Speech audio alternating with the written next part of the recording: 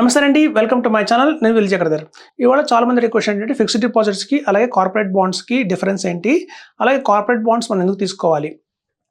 ఇక్కడ చూడండి, at the age of 60 years ఎవరికైతే 60 ఇయర్స్ వచ్చి రిటైర్ అవుతారో వాళ్ళకి కొంచెం గ్రాట్యుటీ కింద కావచ్చు కొంత అమౌంట్ అయితే వస్తుందండి. 30 lakhs కావచ్చు, 40 lakhs కావచ్చు. So rest of the life అంటే వాళ్ళు 80 years దాకా కూడా ఆ అమౌంట్తోనే గటన్ అవ్వాల్సి ఉంటుంది. సో అట్లాంటి వాళ్ళకి ఇప్పుడు 60 years నుంచి మనం 8 years తీసుకుంటే వాళ్ళ ఎక్స్పెన్సెస్ ఎలా ఉంటాయి అంటే వాళ్ళ ఖర్చులు ఎలా ఉంటాయి, ఇయర్ ఆన్ ఇయర్ ఎలా ఉంటాయి చూస్తే మనం చూడండి, స్టార్టింగ్లో ఒక 50K సరిపోతుంది వైఫ్ అండ్ హస్బెండ్కి.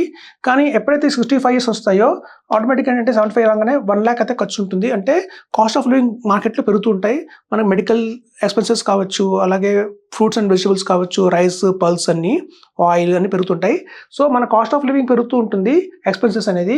కానీ బ్యాంక్లో ఫిక్స్డ్ డిపాజిట్లో వచ్చిన వడ్డీ రేట్లు ఏవైతే ఉంటాయో ఇవాళ మనం చూస్తే 6.75 వడ్డీ రేట్ ఉంది. అది మన గణనీయంగా ఏంటంటే రాబోయే రోజుల్లో 5.75%, 5%, 4%, 3% లాగా ఫిక్స్డ్ డిపాజిట్ మీద వచ్చే రిటర్న్స్ పడిపోతూ ఉంటాయి. సో రిటర్న్స్ అయితే పడిపోతున్నాయి, మనకి ఎక్స్పెన్సెస్ పెరుగుతున్నాయి. సో ఈ రెండు కూడా ఆపోజిట్ డైరెక్షన్స్లో ట్రావెల్ అవుతుంటాయండి. అందుకని మనం ప్రాపర్గా ఎక్కువ రిటర్న్ తెచ్చుకోవాలి అంటే ఎట్లాంటి స్టాక్ మార్కెట్ రిస్క్ లేకుండా ఉన్న ఫిక్స్డ్ డిపాజిట్ మీద మనం ఎక్కువ రిటర్న్ తెచ్చుకోవాలి అంటే ఏం చేయాలంటే కార్పొరేట్ బాండ్స్. అయితే బ్యాంక్స్ ఏం చేస్తాయి సాధారణంగా అంటే ఏదైనా ప్రైవేట్ బ్యాంక్స్ మనందరి దగ్గర పూల్ చేస్తాయి అమౌంట్ని. అలా 10 crores కావచ్చు, 20,000, 25 crores కావచ్చు, అలా పూల్ చేసిన అమౌంట్ని వాళ్ళు దాంతో కార్పొరేట్ బాండ్స్ అనేవి కొంటారు.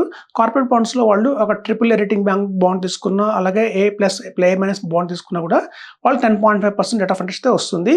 సో మన దగ్గర తీసుకునే అమౌంట్తో వాళ్ళు కార్పొరేట్ బాండ్స్ కొని దాని మీద వచ్చే 10%లో మనకు 6.575 మనకి ఇస్తారు. ఆ డిఫరెన్స్ ఏదైతే ఉంటుందో 2.75 కావచ్చు, 3% కావచ్చు, అది వాళ్ళ ఎక్స్పెన్సెస్ ఏవైతే ఉంటాయో వాళ్ళ బ్యాంక్ రన్ అవ్వడానికి శాలరీస్ కావచ్చు, రెంట్ కావచ్చు, అలాంటి ఎక్స్పెన్సెస్ అన్నిటికీ మీట్ అవుతారు. సో మనం డైరెక్ట్గా మనమే ఆ కార్పొరేట్ బాండ్ కనుక మనలో ఇన్వెస్ట్మెంట్ చేస్తే మధ్యలో ఈ బ్యాంక్ని అవాయిడ్ చేసి మనమే డైరెక్ట్గా అలాంటి కార్పొరేట్ బాండ్లో మనం ఇన్వెస్ట్మెంట్ చేస్తే ఆ 10.5% మనకే వస్తుంది. సో అదండి యాక్చువల్గా బాండ్స్ అనేవి అలా ఉంటాయి. సో కార్పొరేట్ బాండ్స్లో కూడా మనకు వచ్చేసి చాలా రకాల కార్పొరేట్ బాండ్స్ అవైలబిలిటీలో ఉన్నాయి మార్కెట్లో. చూస్తే రేటింగ్ చూడాలి అంటే ఏదైనా బాండ్లో ఇన్వెస్ట్మెంట్ చేసేటప్పుడు ఆ బాండ్ యొక్క రేటింగ్ అంటే చూసుకోవాలి. AAA రేటెడ్ బాండ్ కానివ్వండి, A+, A-, B, BBB bond దాకా మంచి బాండ్స్ అని చెప్తారు.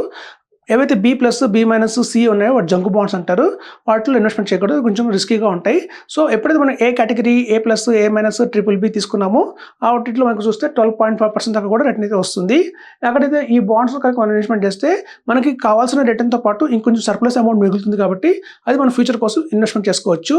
ఈ బాండ్స్ అనేవి కూడా టెన్యూర్ వచ్చి మనకి 1 year నుంచి 1.5 year మధ్యలో టెన్యూర్ ఉంటుంది. ఒకసారి టెన్యూర్ అయిపోగానే మన ప్రిన్సిపల్ మనకి వెనక్కి వస్తుంది. మళ్ళీ అప్పుడున్న మార్కెట్లో ఉన్న వడ్డీ రేట్ల ప్రకారం చూసుకొని మనం ఇన్వెస్ట్మెంట్ చేయాల్సి ఉంటుంది. మళ్ళీ వేరే బాండ్ తీసుకోవాలి. అయితే చాలా మంది అడిగే క్వశ్చన్ అంటే ఈ బాండ్స్ ఎక్కడ తీసుకోవాలి అంటారు. మాకు మీరు డైరెక్ట్గా కాల్ చేయండి. ఎవరికైతే కార్పొరేట్ బాండ్స్ కావాలో డైరెక్ట్గా మా నెంబర్ డిస్ప్లే అయ్యే నెంబర్కి కాల్ చేయండి. మేము ఒక ఆథరైజ్డ్ పర్సన్స్ కార్పొరేట్ బాండ్స్కి ఇదంతా కూడా ఒక డీమ్యాట్ అకౌంట్లో జరుగుతుంది. మీ దగ్గర ఎక్కడైనా సరే మీకు డీమ్యాట్ అకౌంట్ ఉండొచ్చు.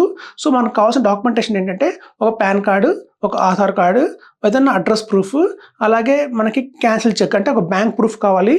అలాగే మనకి ఒక డీమ్యాట్ అకౌంట్ డీటెయిల్స్ అంటారు, CML కాపీ అంటారు, అంటే క్లయింట్ మాస్టర్ లిస్ట్ అంటారు దాన్ని. సో CML కాపీ అనేది ప్రతి ఒక్క డీమ్యాట్ అకౌంట్ హోల్డర్కి ఇస్తారు. వాళ్ళు అడిగితే మనకి డీమ్యాట్ అకౌంట్ ఎక్కడ ఉందో ఆ కంపెనీ వాళ్ళు మనకి CML కాపీ ఇస్తారు. ఆ CML కాపీ అనేది కంపల్సరీగా కావాలి. సో ఇలా కనుక అన్ని ఇచ్చిన తర్వాత మనకి అకౌంట్ అయితే మనకి ఉన్న అప్పుడు ఆ టైంలో మార్కెట్లో అవైలబిలిటీలో ఉన్న ఏ కేటగిరీ బాండ్స్ ఏవి ఉన్నాయి, A+ బాండ్స్ ఏవైతే ఉన్నాయి, వాటి రేట్ ఆఫ్ ఇంట్రెస్ట్ ఎంత ఉన్నాయి, టెన్యూర్ ఎంత ఉంది అని చూసుకోవాలి. దాని ప్రకారం మేము మీకు సజెస్ట్ చేస్తాము వీటిలో ఇన్వెస్ట్మెంట్ చేయమని చెప్పి.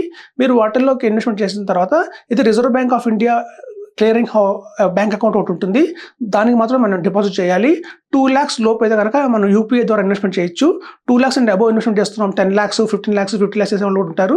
సో అలాంటి వాళ్ళందరూ కూడా మేము all India clearing house account number RBI ఇస్తాము. అందులో మీరు అమౌంట్ జమ చేయాలి. మాకు తెలిసిపోతుంది మీ అమౌంట్ వచ్చింది అని చెప్పి దానికి స్క్రీన్ షాట్ పెడతారు, ఒక రిఫరెన్స్ నెంబర్ ఇస్తారు. దాని ప్రకారం మనం ఏంటంటే ఆ పర్టికులర్ బాండ్లోకి ఇన్వెస్ట్మెంట్ చేసి జరుగుతుంది.